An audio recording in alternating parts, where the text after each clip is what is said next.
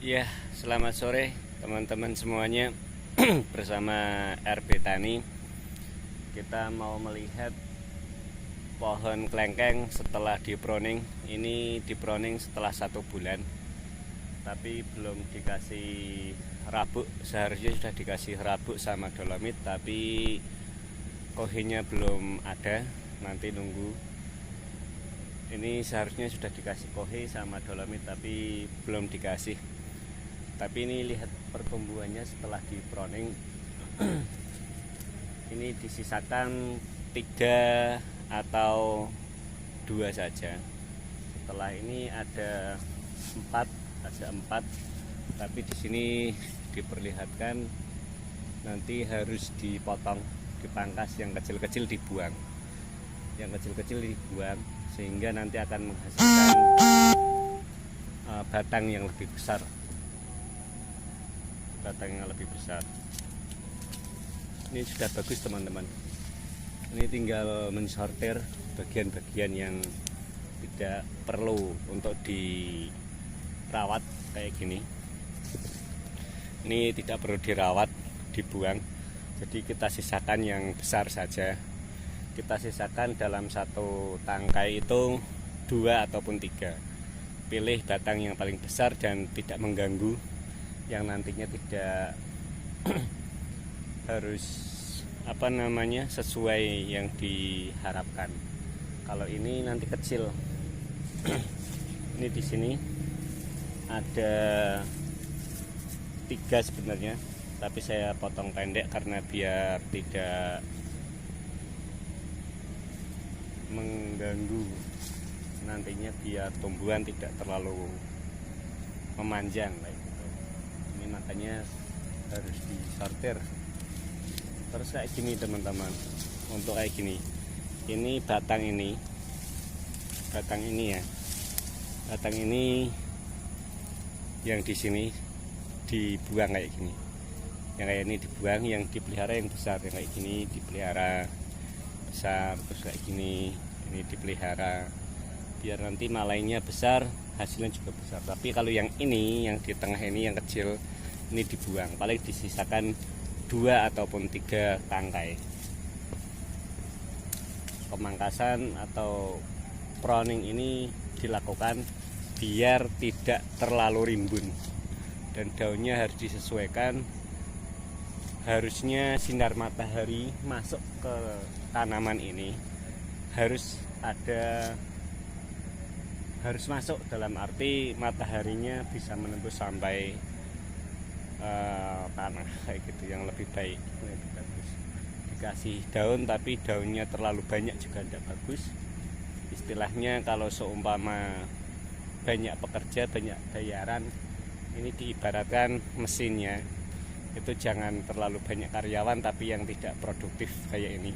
Ini tidak produktif, kita membayar karyawan tapi tidak menghasilkan yang lebih maksimal. Ini bisa buah, bisa kalau dikocor, tapi nanti hasilnya paling 1 malai ini 1-2 kayak gitu, malah mengganggu yang lain.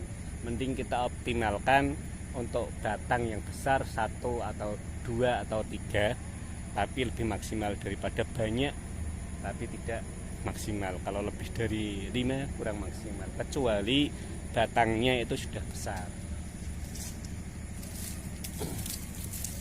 Ini sudah saya pangkas sebagian, untuk menghilangkan dahang-dahang atau ranting yang tidak berfungsi kayak gini. Begini ya teman-teman.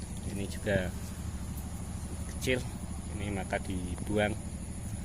Ini kecil, yang dipelihara, yang ini dipelihara. Ini yang kecil ke bawah, maka ini harus dipotong. Jatuh. Kayak gini, ini yang paling bagus ini. Ini dalam 1 tangkai. Ini anakannya banyak sekali. Anakannya di bawah ini kayak gini. Ini dihilangkan. Ini kayak gini dihilangkan. Semuanya dihilangkan biar tidak mengganggu. Kita pelihara yang besar kayak gini. Dipelihara. Ada 3 malai ya, 3 tangkai, 1, 2, 3. Bahkan ketambahan lagi nih 4. Ini batang besar 5, sudah ada 5, tapi ini yang kecil-kecil harus dibuang semua karena ini subur sekali ya teman-teman. Jadi ini ada yang di batang kayak gini harus dihilangkan. Ini harus dihilangkan karena ini mengganggu, dipotong, dihilangkan. Dan yang kecil-kecil semuanya ini harus dihilangkan. Kita yang besar kayak gini aja. Ini udah besar, tapi ini kalau terlalu rimbun, ini kita juga hilangkan sedikit untuk daunnya, biar daunnya itu rapi, sinar mataharinya bisa ke tengah kayak gini. Nanti sinar matahari ke sini, terutama yang di antar pang. Ini harus bersih, jadi hama pun tidak ada hama. Meskipun ada hama kelihatan, kalau seumumnya ada daunnya tidak bisa. Ini kayak gini dihilangkan, yang rapi ini dipotong, ini dihilangkan juga. Cara yang untuk pruning yang paling tepat itu di pruning seperti kemarin, video yang kemarin itu dipangkas total. Setelah dipangkas total, ini sudah 1 bulan. 1 bulan ini dilihat, dan tajuknya yang kecil-kecil dibuang. Itu di atas banyak, itu di atas banyak harus dihilangkan. Nanti nunggu yang besar-besar yang kecil dihilangkan, yang besar tetap kita jaga. Seperti itu ya teman-teman, contoh untuk pruning. Ini yang kemarin di pruning sudah 1 bulan kayak gini, karena sinar mataharinya dari arah timur. Ini yang sini sudah sangat rimbun, tapi yang sini belum.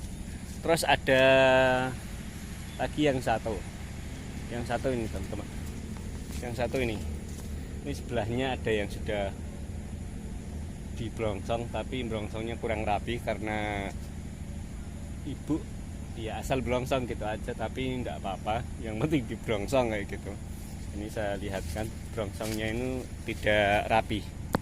Ini blongsongnya tidak rapi, harusnya blongsong seperti kemarin. Karena tenaganya ya, dalam arti asal blongsong. Sebenarnya kalau blongsong seperti kemarin yang di video yang kemarin sudah saya tutorial untuk cara pembrongsongan.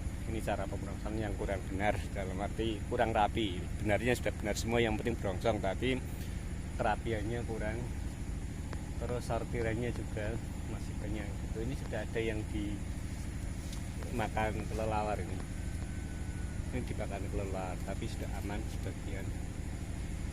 Kembali lagi ke sini, ini usia sama, yang situ usianya sama, dalam arti ini usia yang 1 bulan, tapi ini lebih tajuknya lebih panjang-panjang, lebih subur daripada yang tadi. Tapi yang ini belum dipruning, masih kayak gini. Yang tadi juga kayak gini, sebenarnya kayak gini, tapi itu sudah saya pruning, saya pangkas sedikit demi sedikit biar rapi, dalam arti sinar matahari bisa masuk. Kalau seperti ini sinar matahari tidak masuk ke tanah, jadinya kurang, dan dilihat pun kurang indah sebenarnya. Kalau rimbunnya iya rimbun, tapi sinar matahari kurang masuk. Jadi kalau menurut saya kurang rekomendasi karena belum dipruning. Kalau sudah dipruning seperti yang sini, yang sebelah ini sudah saya pruning. Ini sinar matahari masuk, sampai ke bawah. Paling nanti tinggal mengurangi batang-batang ranting-ranting yang masih ada itu di atas, tinggal 1, 2, 3 tangkai. Kalau ini sudah cukup, yang ini sudah cukup karena ini nanti masuk sinar matahari, tetap bisa masuk. Tapi kalau yang ini teman-teman, yang ini belum saya pruning, belum saya pangkas untuk daun dan tunas-tunas baru yang ada, makanya menggerembul kayak gini teman-teman, menggerembul. Jadi sinar matahari pun tidak masuk teman-teman, kayak gini tidak masuk. Ini harus dihilangkan sebagian. Nah itu saja teman-teman untuk proning setelah panen. Setelah kayak gitu panen terus dipangkas total saja biar bersamaan. Habis itu usia 1 bulan kayak gini kita sortir lagi untuk daun dan untuk tunas barunya biar sinar matahari bisa masuk, tumbuhan bisa sehat seperti itu. Terima kasih, jangan lupa subscribe dan tonton terus channel RP Tani. Komen dan saran untuk kemajuan petani kita. Assalamualaikum warahmatullahi wabarakatuh. Salam sejahtera.